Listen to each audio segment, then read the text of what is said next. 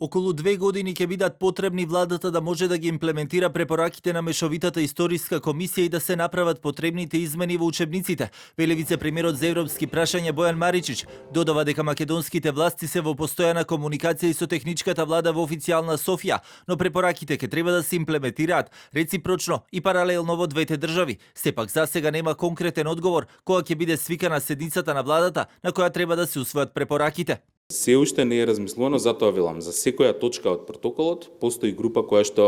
работи на тоа како е најдобро да се имплементираат обврските.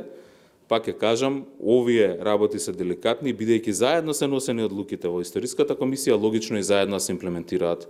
во исто време отприлика со Бугарија, како што и беше договорено ова сега да се објави. Мислам дека имаме комуникација и со техничката влада во Бугарија која што ќе ја води владата до избор, ќе ја води државата до изборите.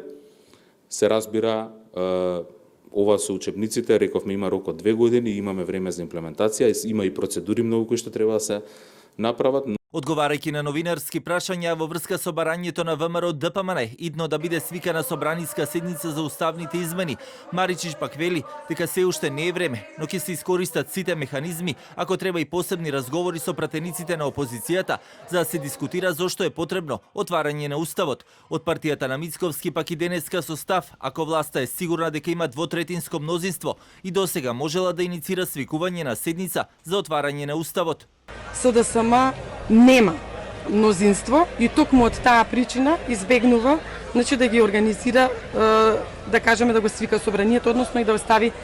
точката на гласање. Значи за нас тоа прашање е затворено затоа што, како што кажав, мнозинството го немат и затоа не е ставено на гласање. Од СДСМ пак и денеска возвратија дека се усвоените и јавно објавени препораки на заедничката мултидисциплинарна експертска комисија за историски и образовни прашања, како мерот сапуница се распукале сите лаги на ВМРО ДПМН и Христијан Мицковски за менување и бришање на историјата, за историја по бугарски терк, но и додаваат дека во препораките нема ништо спорно и скриено и дека истите се усвоени од стручна и независна комисија. Препораките кои беа усвоени од Мешовитата комисија за историски и образовни прашања, а со кои се предвидува заедничко чествување на историски личности како цар Самуил, Кирил и Методи и Климент и Наум, предизвикаа реакции во домашната, но и бугарската јавност кај стручната фела, но ги поделија и мислењата на историчарите, академиците и професорите.